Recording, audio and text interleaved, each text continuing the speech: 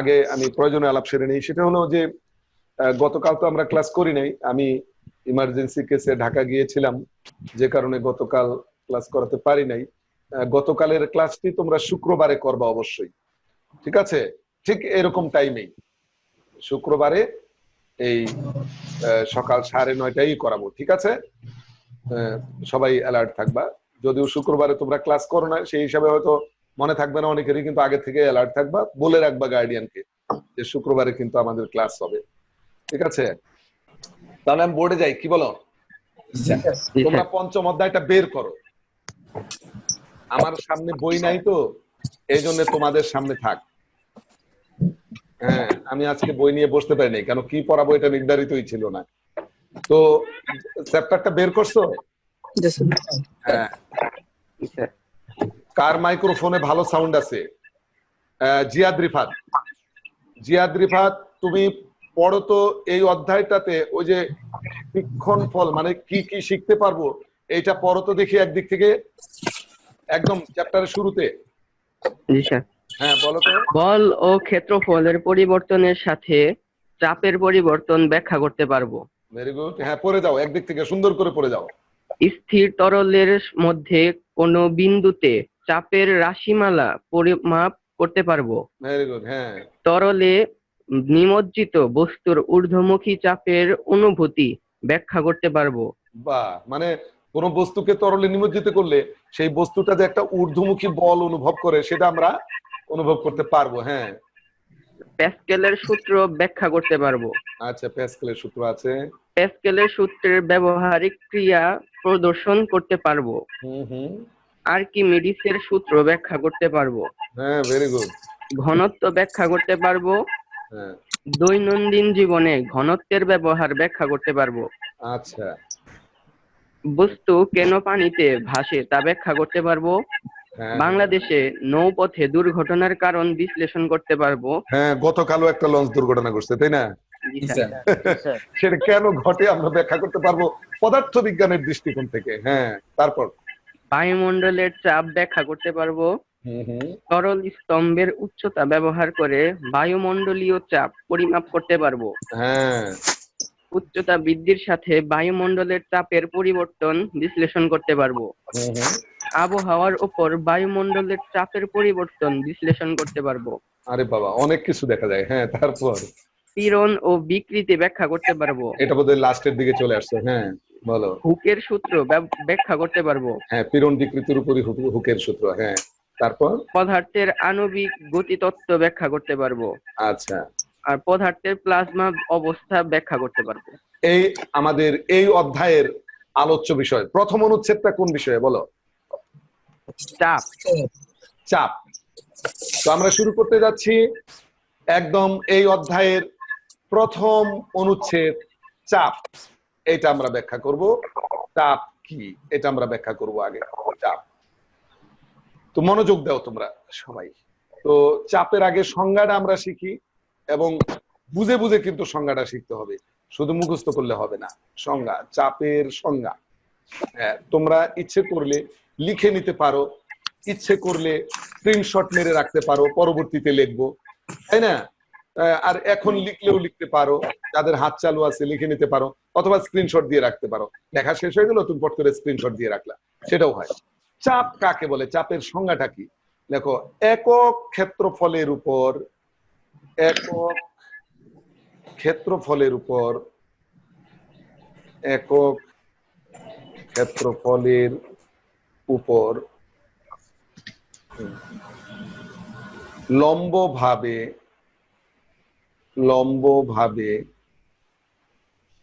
প্রযুক্ত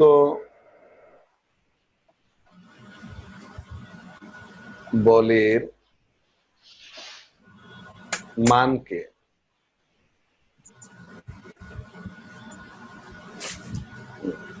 চাপ বলে।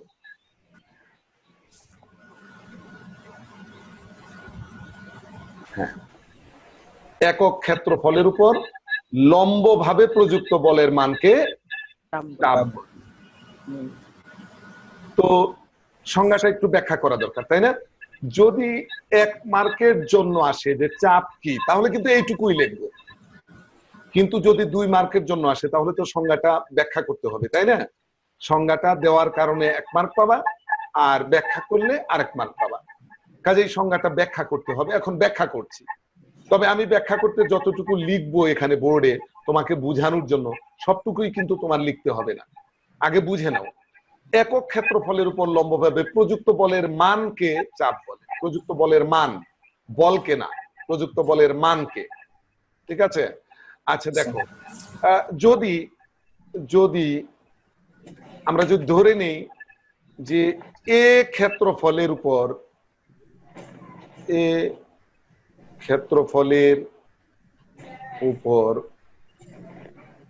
লম্বভাবে প্রযুক্ত বলের মান, লম্বভাবে প্রযুক্ত বলের মান, একক ক্ষেত্রফলের উপর লম্বভাবে প্রযুক্ত বলের মান আমরা ধরে নিলাম এফ।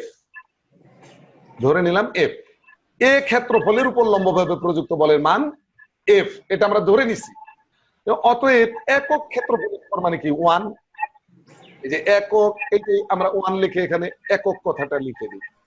অতএব একক ক্ষেত্রফলের উপর লম্বভাবে প্রযুক্ত বলের মান, তাহলে এফ বাই এ। একের হিসাব হলে ওই বাম পাশের এটা নিচে যাবে কিনা? জি স্যার, জি স্যার। তাহলে এই যে এইটুকুই আসলে চাপ। তো চাপকে যদি পি দ্বারা প্রকাশ করি, হ্যাঁ, সুতরাং হ্যাঁ, আমার যেন বলতে না হয়, সেকেন্ড সেশনে যেতেই হবে, তাই না? তোমরা এই সেশনের টাইম শেষ হয়ে গেলে, যে ফারহান ভালো করে শুনে রাখো, ফারহান মাই, 40 মিনিট পরে টাইম শেষ হয়ে গেলে কিন্তু রিজয়েন করতে হবে। সুতরাং চাপ পি হলে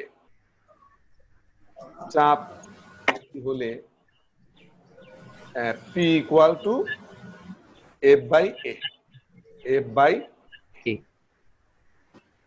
অর্থাৎ এটাকে যদি আমরা, এই ইকুয়েশনটাকে যদি আমরা বাংলায় লিখি, তাহলে কি হয়? বাম পাশে পি এর পরিবর্তে লিখবো চাপ, ইকুয়াল টু উপরে বল, এফ এর পরিবর্তে লিখবো আমরা বল,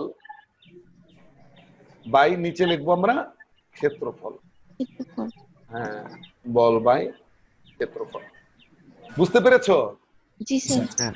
তো যদি 2 মার্কের জন্য আসে, তুমি শুধু এই লাইনটা অ্যাভয়েড করবা। এই যে এই লাইনটা অ্যাভয়েড করে, এই লাইনটা কিন্তু আমি বোঝানোর জন্য দিছি। শুধু এই লাইনটা অ্যাভয়েড করে লেখবা এভাবে: যদি এ ক্ষেত্রফলের উপর লম্বভাবে প্রযুক্ত বলের মান এফ হয়, তবে চাপ P equal to F by A. তবে চাপ P equal to F by A, অর্থাৎ চাপ ইকুয়াল টু বল বাই ক্ষেত্রফল। এইটুকু লিখলে তুমি আরেক মার্ক পেয়ে যাবা। মানে ওই যে সংজ্ঞাটার ব্যাখ্যা দিলা, তাই সংজ্ঞা দিলা এর জন্য 1, আর এই যে সংজ্ঞাটার ব্যাখ্যা দিলা এর জন্য আরো 1, এই হলো 2 মার্ক। তার মানে খ নম্বরে যদি আসে যে চাপ বলতে কি বোঝো, তাহলে এতটুকু লিখলেই হবে। এবার আমরা কি করব? চাপের একক ও মাত্রা নির্ণয় করব। চাপের প্রথমে আমরা একক নির্ণয় করি। চাপের একক নির্ণয়, হ্যাঁ, চাপের একক নির্ণয় করব। তো দেখো, এর আগে আমরা যখন বল পড়েছি, ত্বরণ পড়েছি, ইত্যাদি ইত্যাদি রাশিগুলো পড়েছি, তারপরে চতুর্থ অধ্যায়ে কাজ, শক্তি, ক্ষমতা পড়েছি, তাই না? সেক্ষেত্রেও আমরা কিন্তু একক নির্ণয় করেছি, মাত্রা নির্ণয় করেছি বিভিন্ন রাশিতে।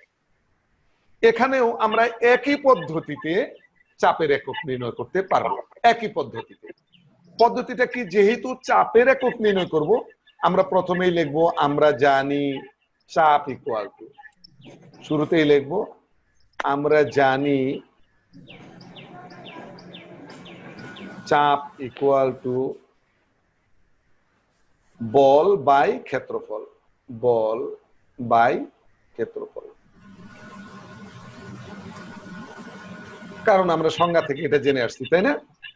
বল বাই ক্ষেত্রফল। তাহলে দেখো তো, একটু তাকাও, বোর্ডের দিকে একটু তাকাও।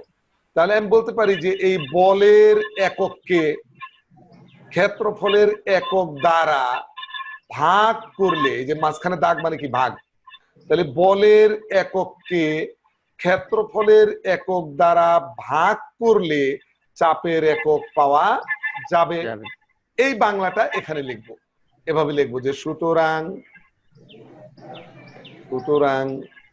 বলের একককে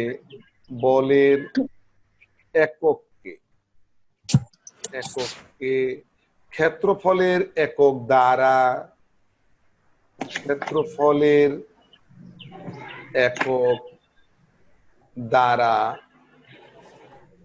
ভাগ করলে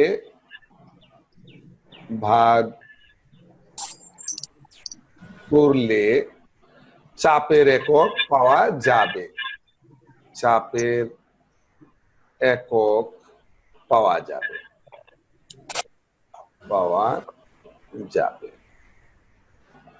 এটা আমরা কোত্থেকে বলতে পারলাম?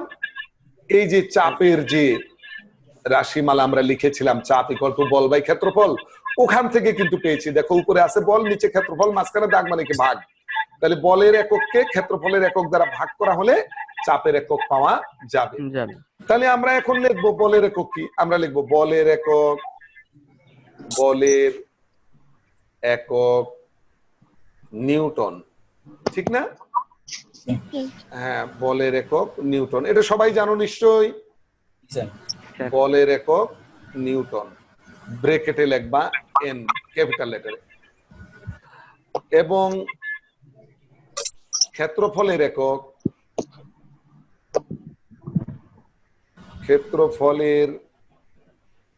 একক বলতো একজন, কি হবে ক্ষেত্রফলের একক?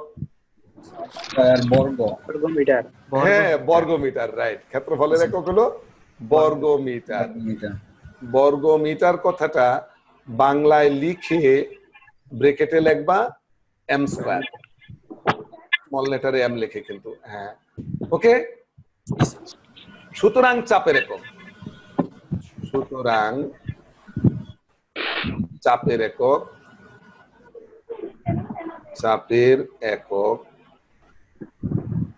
হ্যাঁ, তাহলে উপরে নিউটন, ওই যে বলের একক, নিচে হলো ক্ষেত্রফলের একক, তাই না? বা আমরা দিয়ে এভাবে লিখতে পারি নিউটন, ওই যে মিটার স্কয়ারটা নিচ থেকে উপরে এনে লিখলে পাওয়ারটা মাইনাস হবে না? তাহলে চাপের একক হলো নিউটন পার মিটার স্কয়ার। এটাই মূলত চাপের একক, ঠিক আছে? কিন্তু চাপ সম্পর্কিত প্রথম গবেষণা করেন এবং তার গবেষণার ফলাফলের উপর ভিত্তি করে চাপ সম্পর্কে বিস্তারিত ব্যাখ্যা দেন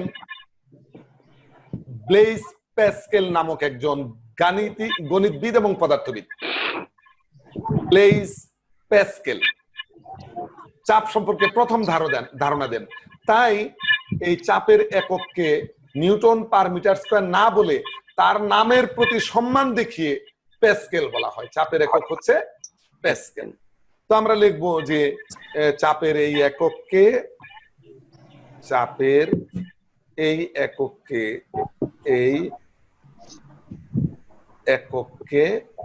হ্যাঁ প্যাসকেল বলে।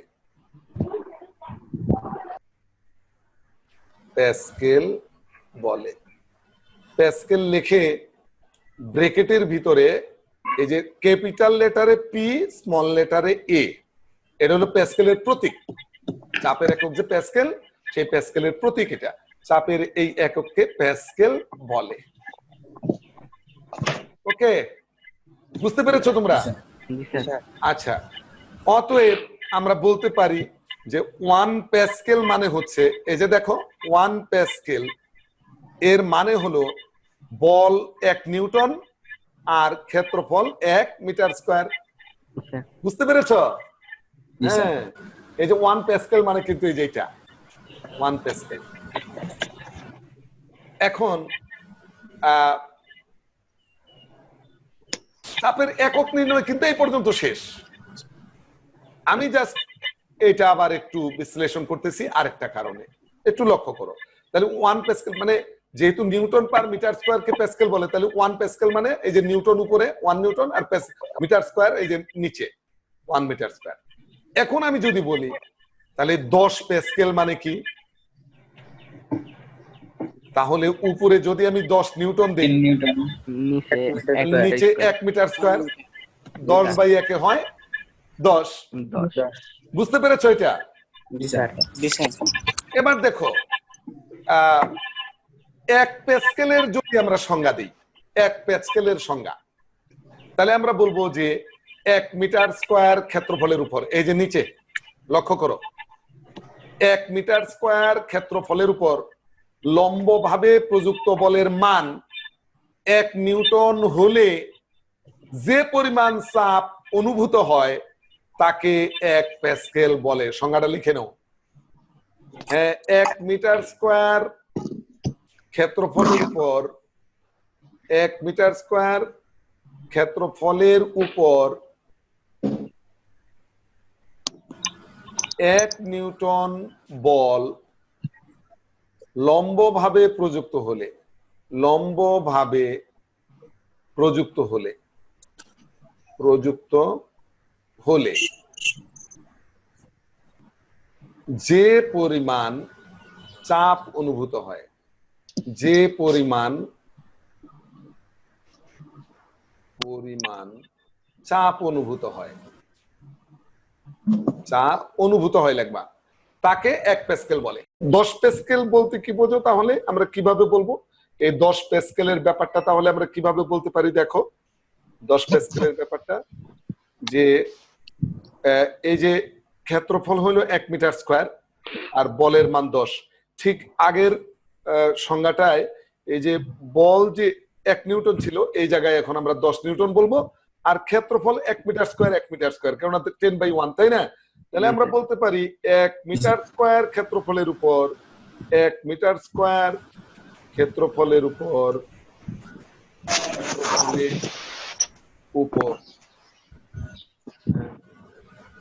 10 নিউটন বল প্রযুক্ত হলে, 10 নিউটন বল প্রযুক্ত হলে যে পরিমাণ চাপ অনুভূত হয়, যে পরিমাণ চাপ অনুভূত হয়, চাপ অনুভূত হয়, যে পরিমাণ চাপ অনুভূত হয়, 10 নিউটন বল লম্বভাবে প্রযুক্ত হলে, হ্যাঁ লম্বভাবে প্রযুক্ত হলে, হ্যাঁ লম্বভাবে কথাটা অবশ্যই বলবা, এটা গুরুত্বপূর্ণ। হ্যাঁ, লম্বভাবে প্রযুক্ত হলে যে পরিমাণ চাপ অনুভূত হয় তাকে 10 প্যাসকেল চাপ বলে, চাপ বলে। হ্যাঁ, তাহলে 1 প্যাসকেল কাকে বলে আমরা তাও শিখলাম, 10 প্যাসকেল কাকে বলে আমরা তাও শিখলাম। কিন্তু আমাদের এরপরেও একটা ভুল হবে, সেটা কি জানো? অত্যন্ত গুরুত্বপূর্ণ একটা প্রশ্ন, খুবই গুরুত্বপূর্ণ একটা প্রশ্ন, 2 মার্কের জন্য আসবে। সেটা হলো সে 50 প্যাসকেল চাপ বলতে কি বোঝো? কার এত শব্দ হয়? চাপ বলতে কি বোঝো? 50 প্যাসকেল চাপ বলতে কি বোঝো?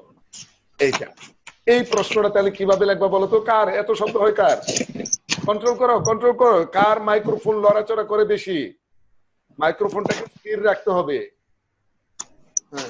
কারণ মাইক্রোফোন বেশি লড়াচড়া করছে, হ্যাঁ এজন্য শব্দ হচ্ছে। একটু কন্ট্রোল করো সবাই, যার যারটা দেখো, চেক করো সবাই, আর মাইক্রোফোন যেন না লড়ে। আর একদম মুখের সামনে যদি স্পিকারটা থাকে তাহলেও কিন্তু বাজে শব্দ আসবে।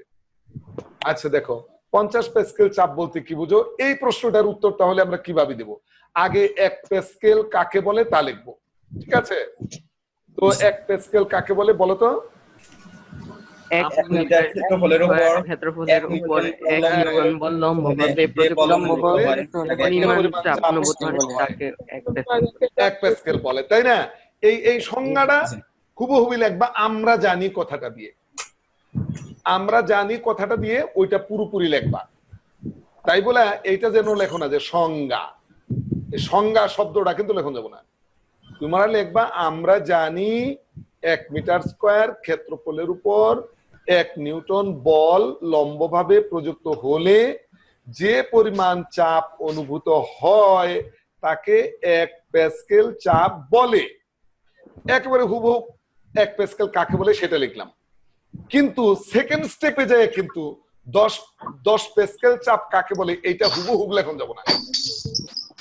সেকেন্ড স্টেপে কিন্তু এটা হুবহু লিখবা না, হুবহু না লিখে কি লিখবা, লিখবা সুতরাং 10 প্যাসকেল চাপ বলতে বুঝায়, কি লিখবো, 10 প্যাসকেল চাপের সংজ্ঞা হুবহু লিখবো না, না লিখে কি লিখবো, লিখবো যে সুতরাং 50, আমাদের বোধহয় 50 নিছি তাই না, সুতরাং 50 প্যাসকেল চাপ বলতে বুঝায় 1 মিটার স্কয়ার ক্ষেত্রফলের উপর 50 নিউটন বল লম্বভাবে প্রযুক্ত হলে 50 প্যাসকেল চাপ অনুভূত হয়।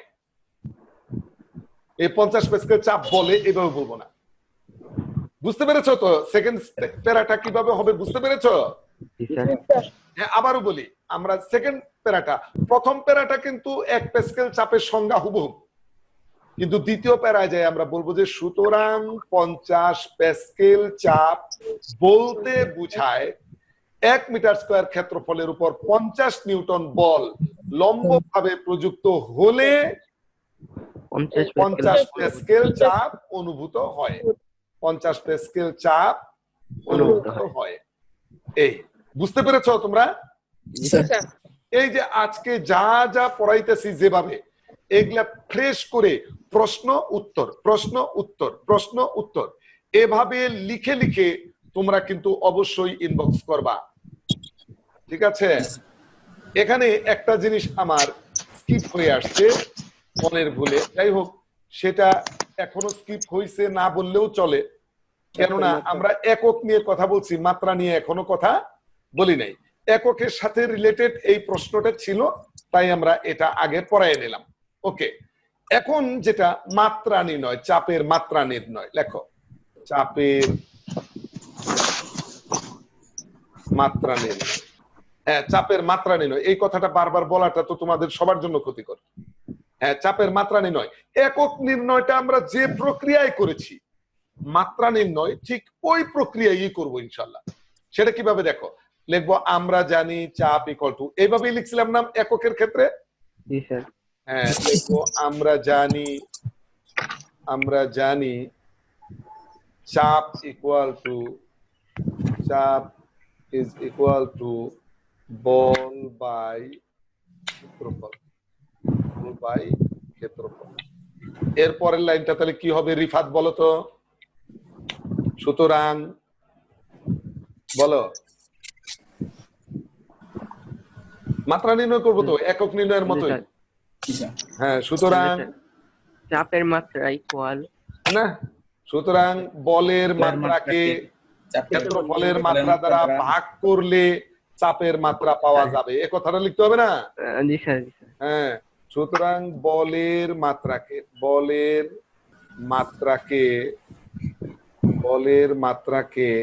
ক্ষেত্রফলের মাত্রা দ্বারা ভাগ করা হলে, ক্ষেত্রফলের মাত্রা দ্বারা ভাগ করা হলে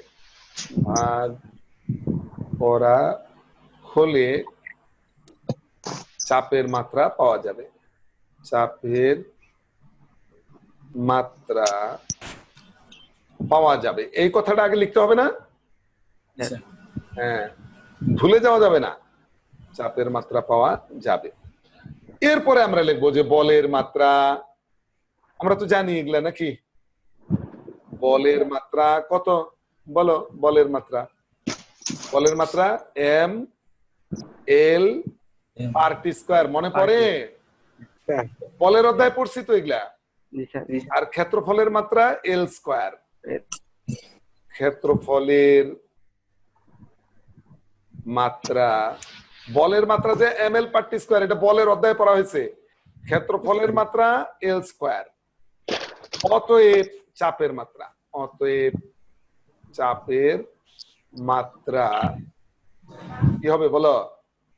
ওই যে বলের মাত্রা উপরে, এই যে হ্যাঁ বলের মাত্রা উপরে, যেহেতু বলটা উপরে, আর ক্ষেত্রফলের মাত্রা নিচে, এই যে বুঝতে পেরেছো?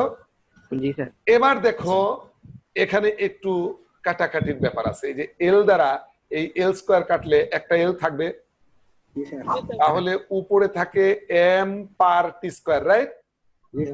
আর নিচে একটা এল, তাহলে নিচের এলটাকে উপরে লিখবো। এই যে উপরে এম আছে, এম লিখলাম, নিচের এলটাকে উপরে লিখলে পাওয়ার মাইনাস হয়ে গেল, আর উপরে তো এমনি মাইনাস টি স্কয়ার তো আছে, এর পাওয়ার -2।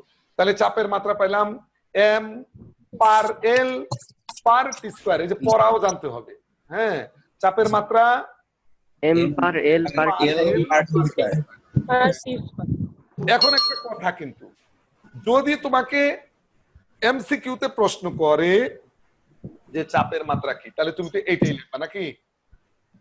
কিন্তু যদি বলে চাপের মাত্রা সমীকরণ কোনটি, চাপের, দেখো প্রশ্নটা এমসিকিউ প্রশ্ন, চাপের মাত্রা সমীকরণ কোথায় কিভাবে প্রশ্ন হতে পারে আমি কিন্তু সবই বলে যাই।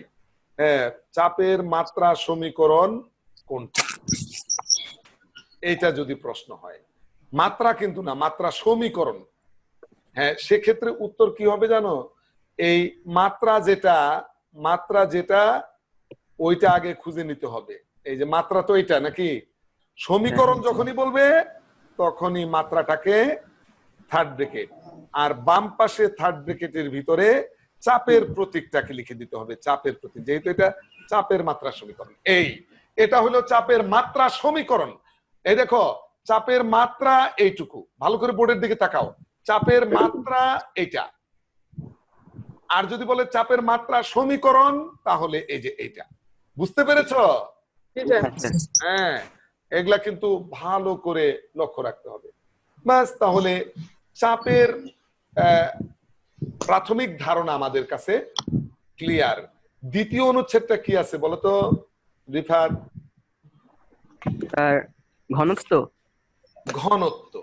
তো চলো এবার আমরা ঘনত্ব নিয়ে আলোচনা করি। তাহলে ঘনত্ব, ডেনসিটিটাকে ইংরেজিতে বলবো আমরা ডেনসিটি। ঘনত্ব অনেক গুরুত্বপূর্ণ, অনেক গুরুত্বপূর্ণ ঘনত্বের কনসেপ্টটা। ঘনত্ব কাকে বলে? একক আয়তনের ভরকে, যে কোনো বস্তু, সেটা কঠিন, তরল, গ্যাসীয়, যাই হোক, যে কোনো বস্তুর একক আয়তনের ভরকে সেই বস্তুর ঘনত্ব বলে। লেখো, যে কোনো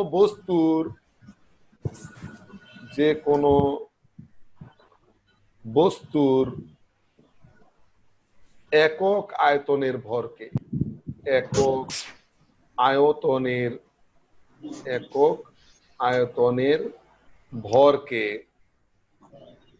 ভরকে তার ওই বস্তুর, হ্যাঁ, সেই বস্তুর বা ওই বস্তুর, যাই লেখো তাতে অসুবিধা নেই, সেই বস্তুর ঘনত্ব বলে। এটা হলো ঘনত্ব কাকে বলে। 1 মার্কের প্রশ্ন আসলে এইটুকুই লিখবা, ওকে? কিন্তু যদি 2 মার্কের প্রশ্ন হয় যে ঘনত্ব বলতে কি বোঝো, তাহলে তো এইটুকু লিখলে 2 মার্ক দিবে না। তো তার মানে এই সংজ্ঞাটার ব্যাখ্যা দিতে হবে আগের মতোই, চাপের ক্ষেত্রে যেমন ব্যাখ্যা দিয়েছিলাম।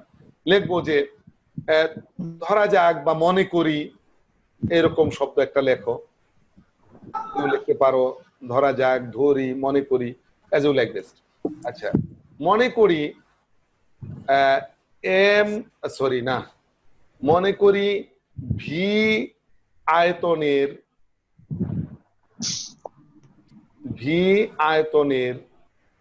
কোন বস্তুর ভর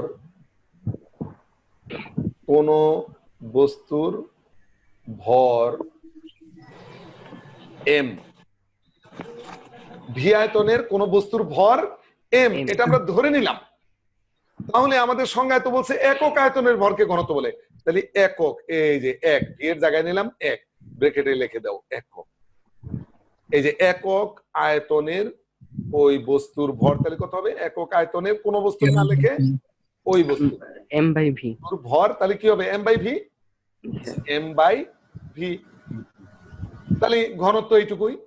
সুতরাং সুতরাং হ্যাঁ, ঘনত্ব ঘনত্বকে কিন্তু রো দ্বারা প্রকাশ করা হয়। হ্যাঁ, ঘনত্ব এই যে রো কেমনে লেখে, হ্যাঁ আমি আবার লিখতেছি তোমাদের দেখানোর জন্য। দেখো তো আমি কেমনে লিখি, দেখো তো আমি কেমনে লিখি রো। আবার একদম এইরকম শোয়াইয়া দিও না, এই যে দ্বিতীয়টার মতোই লব না কিন্তু।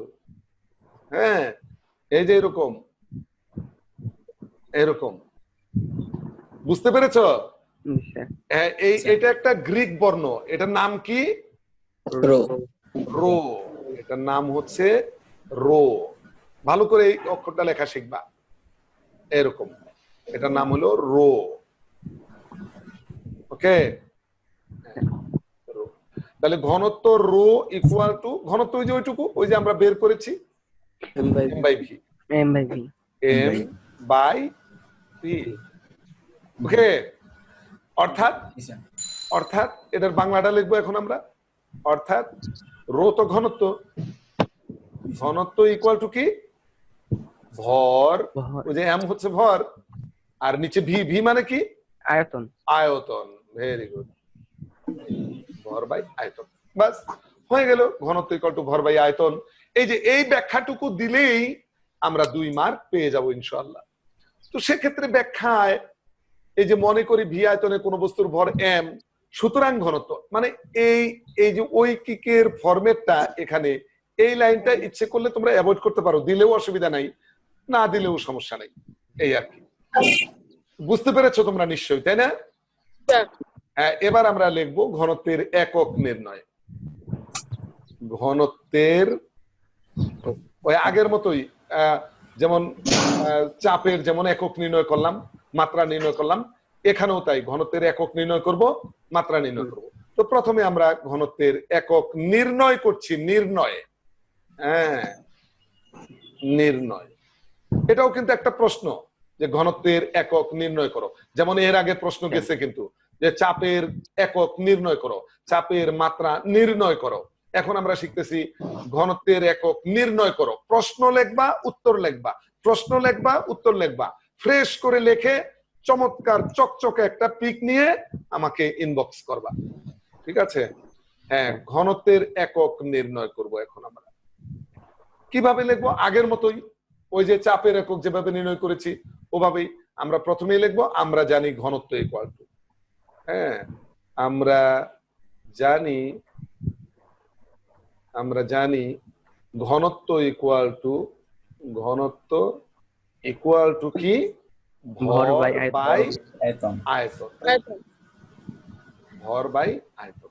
বাস, তাহলে কি লিখবো? এর পরের লাইনটা কি হবে? সুতরাং বলো তো দেখি, কে বলবা? অভিষেক বলো, এর পরের লাইনটা কি? যে সুতরাং এর পর ভরের এককে, হ্যাঁ যেহেতু একক নির্ণয় করছে, হ্যাঁ হ্যাঁ পাওয়া যাবে। Very good, very good. সুতরাং ভরের এককে, ভরের এককে আয়তনের একক দ্বারা ভাগ করা হলে, আয়তনের একক দ্বারা ভাগ করলে, একক দ্বারা ভাগ করলে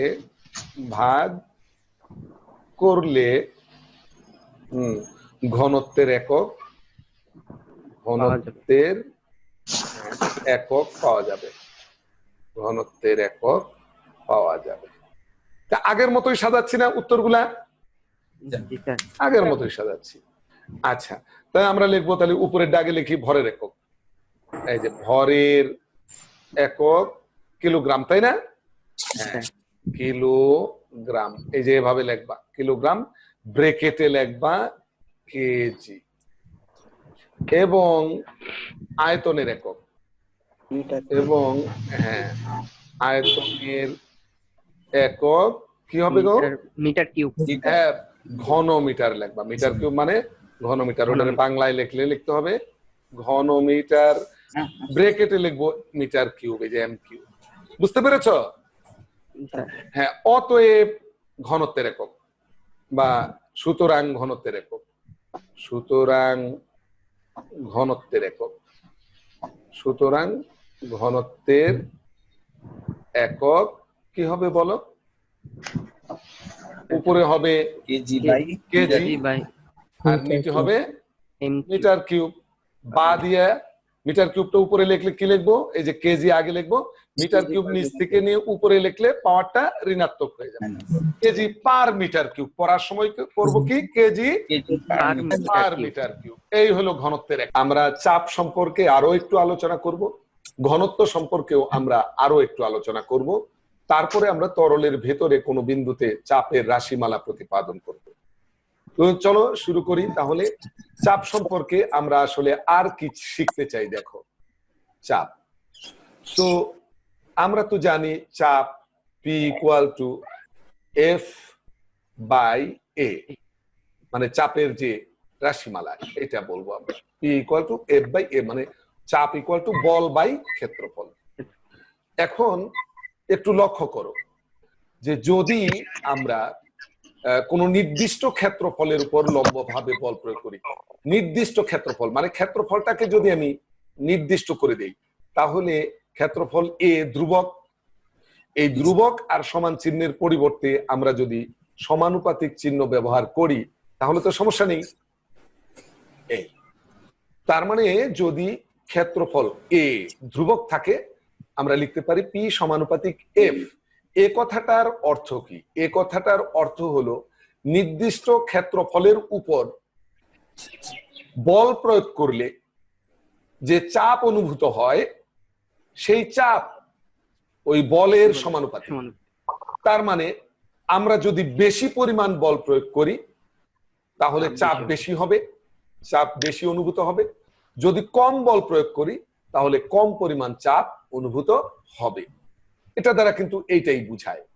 এবং এই যে কথাটা বললাম যে বেশি পরিমাণ বল প্রয়োগ করলে বেশি চাপ অনুভূত হবে, কম পরিমাণ বল প্রয়োগ করলে কম চাপ অনুভূত হবে, এটাকেই আমরা বলতেছি সমানুপাতে পরিবর্তিত হয়।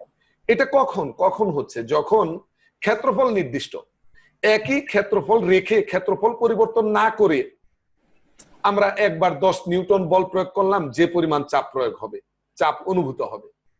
যদি 20 নিউটন বল প্রয়োগ করি দ্বিগুণ চাপ অনুভূত হবে, যদি 30 নিউটন বল প্রয়োগ করি 3 গুণ চাপ অনুভূত হবে। তার মানে বল যত গুণ বাড়াবো চাপ তত গুণ বাড়বে। তেমনি বিপরীত ভাবে যদি বলি, বল যদি কমিয়ে আনি চাপও কম অনুভূত হবে। তাহলে 30 নিউটন বল প্রয়োগ করলে যতটুকু চাপ অনুভূত হবে, যদি আমরা 15 নিউটন বল প্রয়োগ করি চাপ অনুভূত হবে তার অর্ধেক। বল যেহেতু অর্ধেক হয়ে গেল চাপ অনুভূত হবে অর্ধেক। বুঝতে পেরেছো এই বিষয়টা? আবার দেখো, যদি এমন হয় নির্দিষ্ট পরিমাণ বল প্রয়োগ করছি, তার মানে বল স্থির, বলকে এবার ধ্রুবক করে দিলাম কিন্তু ক্ষেত্রফল পরিবর্তিত হলো। যেমন ধরো যদি আমরা বলকে পরিবর্তিত করে দেই, তার মানে এবার এফ বলকে স্থির করে দেই মানে ধ্রুবক মনে করি, তাহলে এফ স্থির মানে ধ্রুবক, এফ মানে বল আর এই যে সমান চিহ্ন, তার মানে ধ্রুবক আর সমান চিহ্নের পরিবর্তে যদি আমরা সমানুপাতিক চিহ্ন ব্যবহার করি তাহলে সমানুপাতিক দিয়ে 1/a, এ কিন্তু এক্ষেত্রে ধ্রুবক নয়। আমরা এ ধ্রুবক না রেখে পরিবর্তনশীল রেখে বলকে ধ্রুবক করে দিয়ে পেয়েছি এটা। এটার মিনিংটা কি? এটার মিনিংটা হচ্ছে যে চাপ মানে কোনো বস্তুর উপর বা কোনো জায়গায় আমরা যদি বল প্রয়োগ করি তাহলে ওই জায়গার যে ক্ষেত্রফল, ক্ষেত্রফলের ব্যস্তানুপাতে চাপ অনুভূত হবে যদি নির্দিষ্ট পরিমাণ বল প্রয়োগ করা হয়। নির্দিষ্ট পরিমাণ বল প্রয়োগ করছি, নির্দিষ্ট পরিমাণ ক্ষেত্রফলের উপর নয়, ক্ষেত্রফল বারবার চেঞ্জ করছি। ধরো 10 নিউটন বল প্রয়োগ করছি এক সময়, ধরো 5 মিটার স্কয়ার ক্ষেত্রফলের উপর, আবার ওই 10 নিউটন বলই প্রয়োগ করছি কিন্তু 10 মিটার স্কয়ার ক্ষেত্রফলের উপর, আবার ওই 10 নিউটন বলই প্রয়োগ করছি 20 মিটার স্কয়ার ক্ষেত্রফলের উপর। এরকম করে মানে ক্ষেত্রফল পরিবর্তিত হচ্ছে কিন্তু সবসময় 10 নিউটন বল প্রয়োগ করছি। এরকম যদি হয় তাহলে যেহেতু ক্ষেত্রফল এই যে এই ইকুয়েশন অনুসারে আমরা দেখতে পাচ্ছি যে ক্ষেত্রফল আর চাপ ব্যস্তানুপাতে পরিবর্তিত হয়। তার মানে কি ক্ষেত্রফল যত বাড়বে চাপের মান তত কমবে, কমবে, আর ক্ষেত্রফল যত কমবে চাপের মান তত বাড়বে বাড়বে। যখন বল ধ্রুবক। বাড়বে। দেখো ধরো 10 নিউটন বল প্রয়োগ করছি সবসময় 10 নিউটন, এখন এক সময় 10 নিউটন বল প্রয়োগ করলাম, চাপের মান 5, তাহলে 10 নিউটন বল, সরি চাপের মান 5 না, ক্ষেত্রফলের মান 5 মিটার স্কয়ার, 5 মিটার স্কয়ার। তাহলে দেখো চাপের মান কত হচ্ছে, দেখো তো চাপের মান হচ্ছে 2 newton per metre square, that is 2 pascal, তাই তো নাকি?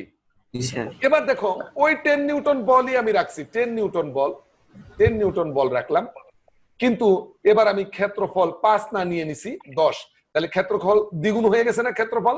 জি স্যার।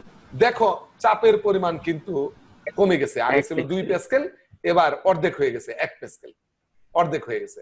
তাহলে দেখো ক্ষেত্রফল দ্বিগুণ হয়েছে 5 এর জায়গায় 10, ফলে চাপের মান অর্ধেক হয়েছে 2 এর জায়গায় 1। তাহলে দেখা যাচ্ছে ক্ষেত্রফল যে হারে বাড়ে চাপের মান ঠিক ওই হারে কমে। কমে। এই বিষয়টা ক্লিয়ার হয়েছে না? হ্যাঁ, ভেরি গুড। এবং দেখো এটার যে বাস্তব কি বলবো ব্যবহার, বাস্তব উদাহরণ দিচ্ছি। দেখো তুমি যদি এই মাটির রাস্তায় একটা পেন্সিল হিল নিয়ে হাঁটো, যেমন মেয়েরা কিন্তু পরে পেন্সিল হিল, তাই না? পায়ের তলায় যে খুঁড়াটা থাকে ওটা কিন্তু পেন্সিলের মতো চিকন। এখন মাটির রাস্তায় সে যদি হাঁটে তাহলে কিন্তু ওই পেন্সিলটা মাটিতে ঢুকে যাবে অনায়াসে, রাইট? কেন? কারণ এখানে ওই মেয়েটার শরীরের ওজন হচ্ছে বল, তো মেয়েটার শরীরের ওজন তথা বল তো নির্দিষ্ট সবসময়, তো নির্দিষ্ট পরিমাণ বল সে ওই খুঁড়ার উপরে প্রয়োগ করছে, পেন্সিলের উপর প্রয়োগ করছে।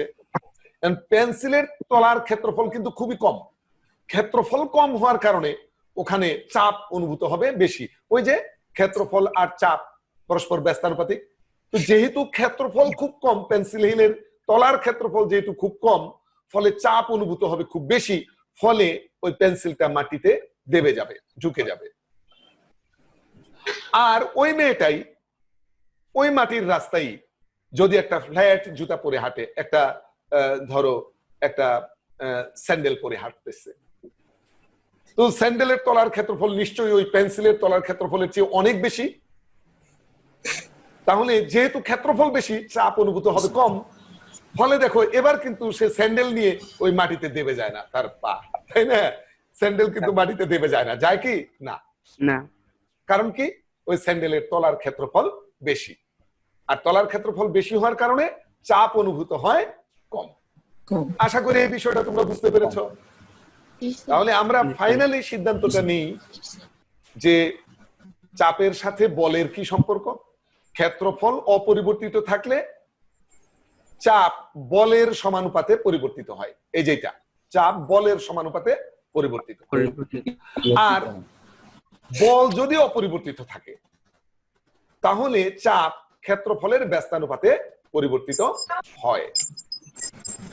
তো দেখো এ কারণেই আমরা যদি এমনিতে ফ্ল্যাট রাস্তায়, মানে পিচ ঢালা রাস্তা বলো বা মাটির রাস্তা বলো, খালি পায়ে যদি হেঁটে যাই, খালি পায়ে হেঁটে গেলে আমাদের খুব একটা প্রবলেম হয় না।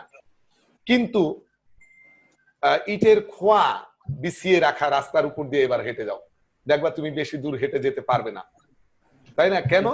কারণ ইটের খোয়ার যে সরু প্রান্ত উপরের দিকে আছে তার ক্ষেত্রফল খুব কম, আর তোমার শরীরের ওজন তথা বল খুব বেশি, বল পড়ছে কিন্তু ক্ষেত্রফল অল্প ক্ষেত্রফলের উপর।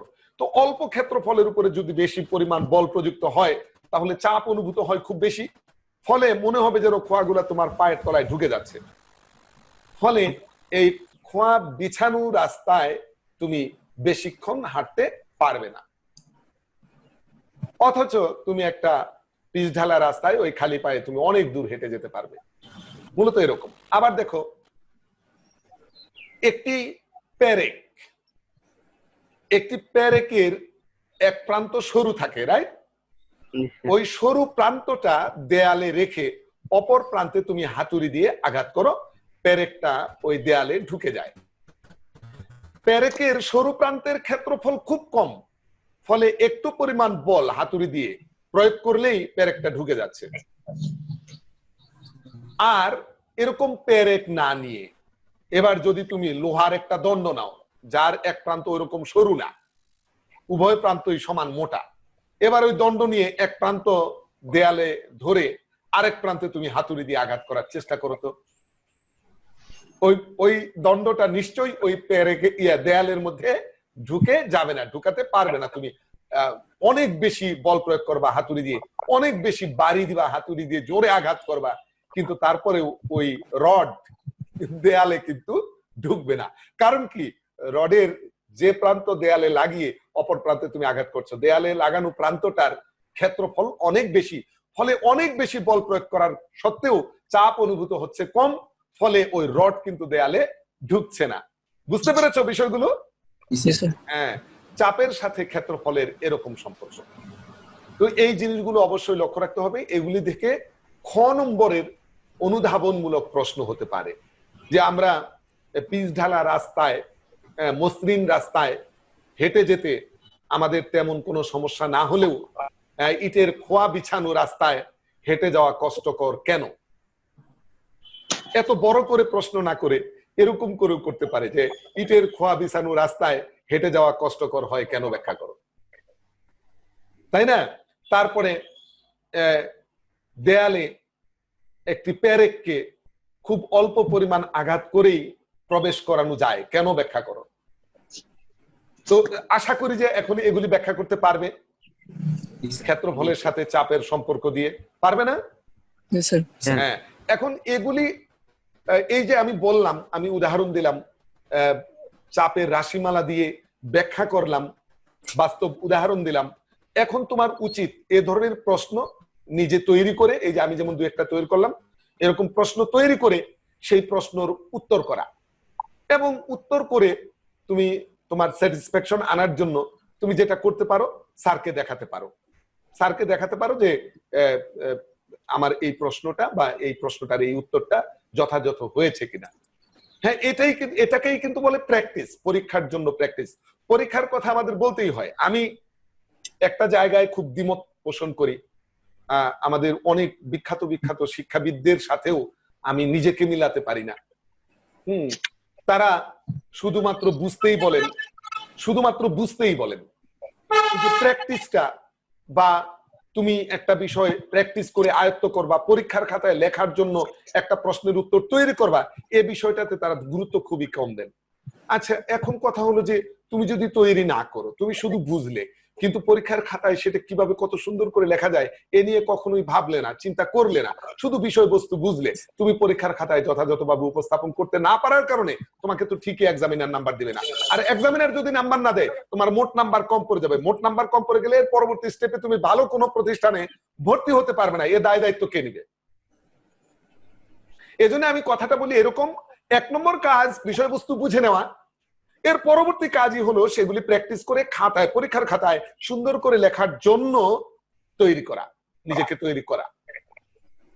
এখন শুধু বুঝবো কিন্তু পরীক্ষা নিয়ে একদমই চিন্তা করলাম না। আমাদের কিছু কিছু বুদ্ধিজীবী আছেন যারা শুধুমাত্র বুঝতেই বলেন, কিন্তু পরীক্ষার খাতায় নাম্বার না পেলে যে পরবর্তী স্টেপে ভর্তি করার সুযোগ নাই, আমাদের দেশের শিক্ষা ব্যবস্থাটা যে সেরকম নেই এ কথাটা একবারও বলেন না।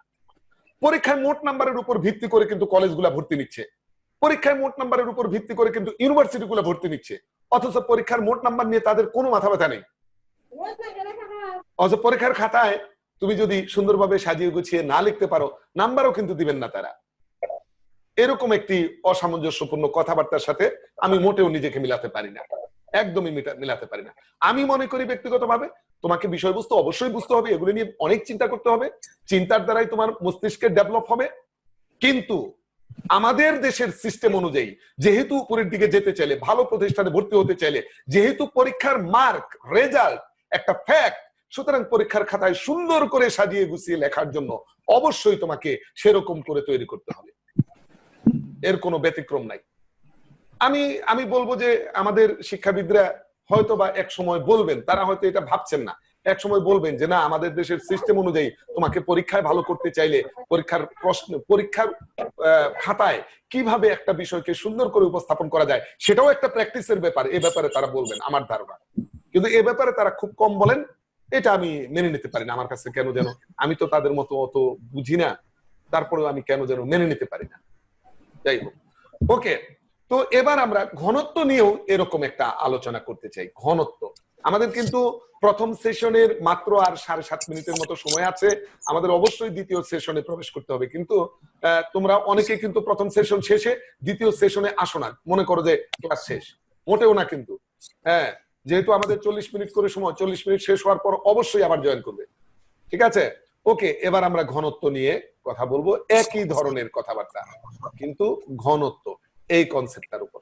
হ্যাঁ, আমরা জানি ঘনত্বকে রো দ্বারা প্রকাশ করা হয় এবং ঘনত্ব rho equal to M by V, তাই নয় কি? M by V. তো এখন লক্ষ্য করো, কোন একটা বস্তুর ভর তো নির্দিষ্ট, ভর এম, এটা তো নির্দিষ্ট, তাই না? কোন একটা বস্তুর ভর নির্দিষ্ট মানে ধ্রুবক, কোন একটা বস্তুর ভর ধ্রুবক। তো ধ্রুবক যদি হয়, এই ধ্রুবক আর সমান চিহ্নের পরিবর্তে আমরা সমানুপাতিক চিহ্ন ব্যবহার করছি, তাহলে উপরে 1 দিচ্ছি, এটা যেহেতু ধ্রুবক ধরে আমি সমানুপাতিক চিহ্ন নিয়েছি, নিচে ভি। তাহলে আমরা কি পেলাম দেখো তো, ঘনত্ব আয়তনের ব্যস্তানুপাতে পরিবর্তিত হয়, ঠিক কিনা বলো? তার মানে নির্দিষ্ট ভরের কোন বস্তুর আয়তন বাড়িয়ে দিলে ঘনত্ব কমে যাবে, আয়তন কমিয়ে দিলে ঘনত্ব বেড়ে যাবে। দেখছো বিষয়টা কেমন? নির্দিষ্ট ভরের বস্তু, ধরো এক টুকরা লোহা, এক টুকরা লোহা, তার ভর নির্দিষ্ট। এখন এই এক টুকরা লোহাকে তুমি পানিতে ছেড়ে দাও, ডুবে যাবে নিশ্চয়ই, ডুবে যাবে। অথচ এই লোহার টুকরাটাকে পিটিয়ে পাতলা পাতে পরিণত করে একটা নৌকার মতো বানিয়ে তুমি পানিতে ছেড়ে দাও, ডুবে যাবে না। কেন ডুবে যাবে না? কারণ তার ভর আগের মতোই আছে, ওই এক টুকরা লোহাই তো, ওই টুকরাই, যে টুকরা তুমি পানিতে ছেড়ে দিয়েছিলে সেই টুকরাই, ওই এক টুকরা লোহাকে যখন পিটিয়ে পাতলা পাতে পরিণত করেছো, তার আয়তন বেড়ে গেছে। আর আয়তন বেড়ে যাওয়ার কারণে তার ঘনত্ব কমে গেছে, ফলে সে পানিতে ভাসছে। চমৎকার একটা প্রশ্ন প্রায় পরীক্ষায় আসে, যে এক টুকরা লোহাকে পানিতে ছেড়ে দিলে তা পানিতে ডুবে যায়, কিন্তু ওই লোহার তৈরি জাহাজ পানিতে ভাসে কেন, ব্যাখ্যা করো। এই সেই উত্তর গেল। কিন্তু ঠিক এভাবেই উত্তরটা সাজাতে হবে, যে আমরা জানি ঘনত্ব ইকুয়াল টু ভর বাই আয়তন। তো এক টুকরা লোহার ভর নির্দিষ্ট, ওই লোহার টুকরাকে পানিতে ছেড়ে দিলে যেহেতু তার ঘনত্ব কম, সুতরাং সে ঘনত্ব বেশি, সুতরাং সে পানিতে ডুবে যাবে। আর ওই লোহার টুকরা পিটিয়ে পাতলা পাতে পরিণত করে জাহাজে পরিণত করা হয়, আর তখন তার আয়তন অনেক বেড়ে যায়। আয়তন বেড়ে যাওয়ার কারণে তার ঘনত্ব কমে যায়, ফলে ওই লোহার তৈরি জাহাজ পানিতে ভেসে যায়। আশা করি উত্তরটা লিখতে পারবে, তাই না? হ্যাঁ, এটা কিন্তু একটা গুরুত্বপূর্ণ বিষয়। আচ্ছা, এখানে আরেকটি চমৎকার জিনিস আমি তোমাদের নলেজে নিয়ে আসতে চাই, সেটা হলো এই যে আমাদের 1 লিটারের পেপসি কোলা, আরসি কোলার বোতল আছে না? হ্যাঁ, এই যে বিভিন্ন সফট ড্রিঙ্কস, আরসি, পেপসি, তাই না, কোকা কোলা আছে না? এগুলির 1 লিটারের 2টা বোতল নাও, 1 লিটারের 2টা বোতল, তার মানে 2টা বোতলেরই আয়তন কত? 1 লিটার। এখানে কিন্তু তরল পদার্থের আয়তনের একক লিটার, ঠিক আছে? তো 1 লিটার আয়তনের, এভাবে বলতে পারি, 1 লিটার আয়তনের 2টি বোতল নিলে, এবার এই 2টি বোতল একটিকে পানি দ্বারা পূর্ণ করো, একদম পরিপূর্ণ, তারপরে মুখা বা সিপি আটকে দাও। এরপরে আরেকটি বোতল তুমি দুধ দ্বারা পূর্ণ করলে, দুধ একেবারে পরিপূর্ণ করে তার সিপি আটকে দাও, মুখ আটকে দাও। এবার এই 2টা বোতল একটা নিক্তির 2 পাশে তুলো, কি ঘটনা ঘটবে বলো তো? দুধের বেশি হবে। হ্যাঁ, দুধ দুধের যে ওজন। বোতলে আছে এটা সেই বেশি। দিকের পাল্লাটা নিচের দিকে, ভারী তাই না? তারপরে ভারী। তার ভর বেশি হবে। আর জি স্যার। পানি তোলা যে বোতল তার ভর কম হবে, তাই না? মানে অনেকটা এরকম হবে। যাই হোক, এই ধরো একটা দাঁড়িপাল্লার এই এক পাশে আমরা দুধের বোতল দিয়েছি, এই পাশে মনে করো দুধের বোতল ছিল, আর এই পাশে মনে করো একই আয়তনের বোতলে পানি ছিল, রাইট? এখন এই হলো দাঁড়িপাল্লা। তো আসলে যেটা ঘটবে, এরকম ব্যালেন্স থাকবে না, দুধের পাল্লাটা নিচের দিকে চলে আসবে, মানে এরকম হবে দুধের পাল্লাটা নিচের দিকে চলে আসবে। এই যে দুধের বোতলটা নিচের দিকে নেমে যাবে আর পানির বোতলটা উপরের দিকে উঠে যাবে, রাইট? এরকম ঘটবে। এই হলো আমাদের দাঁড়িপাল্লা। বুঝতে পেরেছো? তো এই দুধের যে সাইডটা, এই সাইডটা নিচের দিকে নেমে আসবে। এতে কি প্রমাণ হয় যে সমান আয়তনের পানির চেয়ে দুধের ভর বেশি। বেশি। সমান আয়তনের পানির চেয়ে দুধের ভর বেশি। বেশি। প্র্যাকটিক্যালি এটা তোমরা করে দেখতে পারো। কেন এটা হলো, কেন তা হবে, কেন দেখি সেটা হবে কেন। ঘনত্ব ইকুয়াল টু ভর বাই আয়তন, তাই না? আমরা তো ভর মাপবো, তো ভর ইকুয়াল টু কি হবে বলতো? ভর, এই যে আর গুণন করো, ভর ইকুয়াল টু ভর P by পি। Rho V. রো বাই না কিন্তু এটা টি না কিন্তু। এখন দেখো, এই যে আর গুণন করার পর তুমি একটু লক্ষ্য করো যে আমাদের কিন্তু পানির বোতল আর দুধের বোতল, দুইটা বোতলেরই কিন্তু আয়তন সমান ছিল, আয়তনটা ধ্রুবক। তা আয়তন ধ্রুবক, তার মানে যে ভি ধ্রুবক, এই ধ্রুবক আর সমান চিহ্নের পরিবর্তে যদি আমরা সমানুপাতিক চিহ্ন ব্যবহার করি, তাহলে এম সমানুপাতিক রো। তার মানে কি আমরা বলতে পারি রো সমানুপাতিক এম, একই কথা, তুমি যেভাবেই বলো। তার মানে কি, ঘনত্ব যে পদার্থের বেশি তার ভর বেশি, এই যে সমানুপাতিক। ঘনত্ব, যে পদার্থের ঘনত্ব বেশি তার ভর বেশি, আর যে পদার্থের ঘনত্ব কম তার ভর কম। বিষয়টা বোঝা গেল? তাহলে যদি তোমাকে এরকম ভাবে প্রশ্ন করা হয় যে 1 লিটার দুধ আর 1 লিটার মধু, এর মধ্যে কোনটির ভর বেশি হবে? 1 লিটার দুধ 1 লিটার মধু, তুমি তখন চিন্তা করবা 1 লিটার 1 লিটার, তার মানে আয়তন ইকুয়াল। আয়তন যেহেতু ইকুয়াল, তাহলে কার ঘনত্ব বেশি? দুধ আর মধুর মধ্যে মধুর ঘনত্ব বেশি, সুতরাং মধুর ভর বেশি। যার ঘনত্ব বেশি তার ভর বেশি। বুঝতে পেরেছো নিশ্চয়ই? হ্যাঁ। তো এভাবে খ নাম্বারের একটা অনুধাবনমূলক প্রশ্ন হতেই পারে। তুমি পদার্থবিজ্ঞান কেমন বোঝো, খ নাম্বারটা তো আসলে ওই ক্রাইটেরিয়ারই প্রশ্ন, তাই না? যে তুমি আসলে বিষয়বস্তুগুলো কতটুকু বোঝো। তো কাজেই এই খ নম্বরের প্রশ্নের কিন্তু কোনো নেই, যে কোনো জায়গা থেকে যে কোনো কনসেপ্টে থেকে এরকম করে দিতে পারে যে তুমি আসলে বিষয়টা বুঝেছো কিনা। এই জন্যই কিন্তু প্রশ্নটাকে বলা হয় অনুধাবনমূলক প্রশ্ন, মানে তুমি বুঝতে পেরেছো কিনা এমন প্রশ্ন। তো বলতেই পারে যে 1 লিটার দুধ আর 1 লিটার মধুর মধ্যে কোনটির ঘনত্ব বেশি এবং কোনটির ভর বেশি এবং কেন ব্যাখ্যা করো, বা কোনটির ঘনত্ব বেশি এবং কেন ব্যাখ্যা করো, এরকম করে বলতে পারে। তো কাজেই আশা করি তোমরা এ ধরনের প্রশ্ন হলে তোমরা উত্তর করতে পারবে নাকি?